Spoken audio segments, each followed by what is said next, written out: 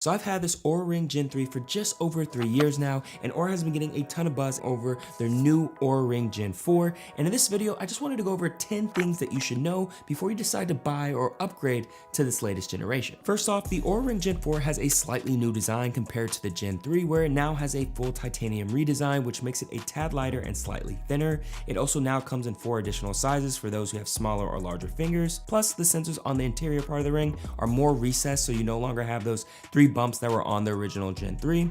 But honestly though, you really can't feel the difference, but apparently they do give it a better sensor reading. Which leads me to the second thing to know about the Oura Ring Gen 4, which is the fact that it now has an upgraded feature called Smart Sensing, which uses an algorithm along with the sensors in the ring to better respond to each user's finger physiology. This is supposed to allow for more accurate and continuous data capture. Now, would I say that I've personally seen a difference between these 2 generations when it comes to sensors? Honestly, no, but I do trust that this has led to upgrades with this new generation. Now, the one improvement that I have experienced and seen is the battery life. Now, out of all of the fitness trackers that I've tested, and trust me, I've tried a good amount, the Oura Ring Gen 3 has the best battery life out of all of them and probably goes head to head with the Samsung Galaxy Ring. I do want to caveat though, I did recently test and do some light research on the Garmin smartwatches such as the Fenix 8 and the Forerunner 965 and found out that those can range anywhere between 10 to 15 days depending on the mode that you have them in. Definitely something I want to dive into more in the coming months. And I can't mention the battery life without talking about Oura's new charger for the Gen 4, which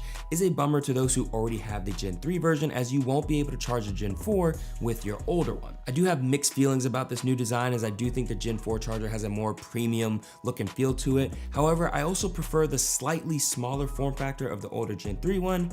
Charging time is about the same as well. Now, the fifth thing to know about the Oura Ring Gen 3 is that it still doesn't have any of those smart features that you would see in other wearables like the Fitbit, Whoop, or Apple Watch, which in my opinion would have been nice to have something as simple as like a slight vibration when it's time to stand up if you've been sitting too long during the day. I also would have even loved the ability to use different finger gestures to operate different functions such as turning off your alarm or taking a picture. I also really wish that Oura implemented the ability to have a GPS tracker that could allow your ring to be located through your phone's Find My app. If you happen to lose your ring, you're basically out of luck because there's no way for you to find it. And look, maybe adding some of those features would require the ring to be a lot bulkier, and this is supposed to be a more minimalist design, but look, Samsung Ring does it, which I am definitely looking forward to sharing a video of my experience with that device soon, so make sure you're subscribed to the channel for when that video drops. Now, the next 2 things to know about the Oura Ring Gen 4 have actually more to do with the app versus the device itself. Oura has given its original mobile app a pretty big facelift recently, and they took an already simplified UI and made it even more digestible. I won't go too in depth, I'll save it for a future video, but basically now Oura gives you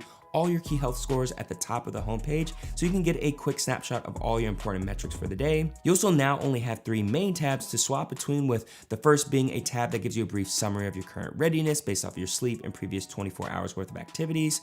You then have the Vitals tab, which gives you a cleaner overview of your individual metrics that Oura believes is most important to keep an eye out on, including your activity goal, heart rate, and daytime stress. And then the last tab is the My Health tab, which breaks down things like your resilience, your heart health, your sleep health. In my opinion, Oura definitely has one of the best app interfaces in the fitness wearable game right now, and these updates continue to show how they lean more into a simplified approach versus overwhelming you with a ton of numbers and data. They've also added 2 new experimental features in the app that I've been excited to continue testing out because they are powered by AI. This includes their Meals and Oura Advisor. With Meals, you can basically take a photo of what you're eating and it will use AI to analyze your plate and help you understand the optimal meal schedule for you to be the most alert and focused throughout the day. Oura Advisor is basically their version of a health chat GPT and large language model tailored to your personal biometrics data.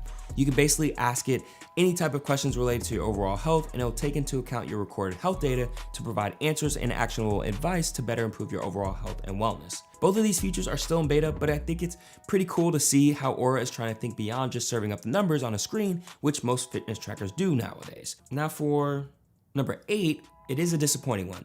You still have to pay a membership if you want to get access to the more in-depth health and fitness tracking features. As of today, the subscription is either $5.99 a month or $69.99 for the full year, which may not seem as expensive because it's the cost of Starbucks coffee. But look, I think what gets me more is just based off of principle. Even though you get that first month free, the idea that you have to pay a lot of like $350, $400 for the device itself, and then pay more just to get the understanding of your personal health data just doesn't really sit right with me, you know? I do currently really pay for it myself because I personally find it useful, but I would have just preferred it just be free in my opinion. Another important thing to realize is that the Oura Ring Gen 4 is still a bit limited in its use cases when it comes to doing various activities. Having something on your finger isn't as comfortable when it comes to activities like swimming or weightlifting. This is where I personally would prefer something that goes around my wrist like the Whoop or the Apple Watch. Now, it's definitely perfect for your everyday regular wear, but for most physical activities where you do a lot of gripping or you need heavily use of your hands, it can be a bit uncomfortable. Now, the final thing to keep in mind before buying the Oura Ring Gen 4 is that if you already have the Oura Ring Gen 3,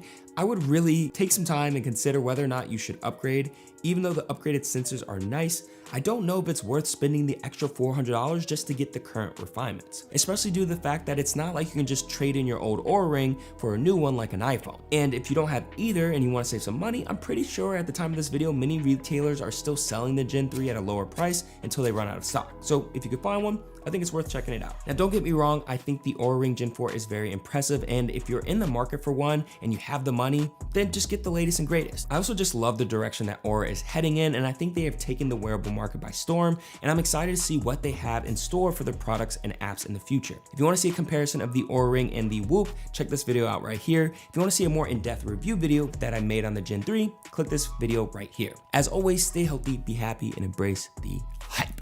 Woo!